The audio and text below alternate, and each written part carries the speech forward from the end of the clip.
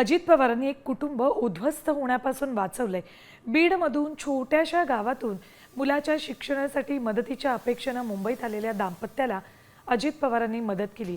रोजंदारीवर काम करणाऱ्या राजकुमार दाम्पत्यानं आपल्या मुलांना डॉक्टर व्हावं असं स्वप्न पाहिलं, पण पैसा कमी पडत असल्यानं कर्जासाठी अर्ज केला।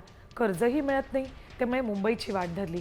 यावेळी अजित पवारांकडे आपली व्यथा मांडून दाखवल्यानंतर अजित पवारांनी लगेच कॉलेजला फोन लावून मी फी भरतो असं सांगितलं। त्यानंतर राजकुमार दाम्पत्याच्या जीवात जीव आला। यावेळी त्यांनी आनंद व्यक्त केला।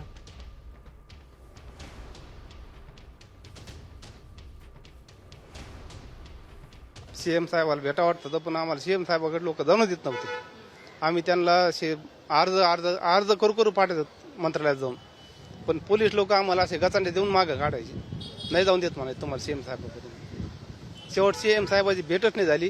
मग आम्ही शेवट निर्णय असा केला की दादाला भेटावं आणि दादाला भेटून आपला प्रश्न त्यांच्या पुढे मांडावं, काय होईन ते होईन बघून घेऊ। पण दादाला भेटण्यासाठी आम्ही 2 दिवस तिथं पुन्हा थांबलो, तर शेवट दादाची भेट झाली आणि दादाने आमचा प्रश्न मार्गी लावला।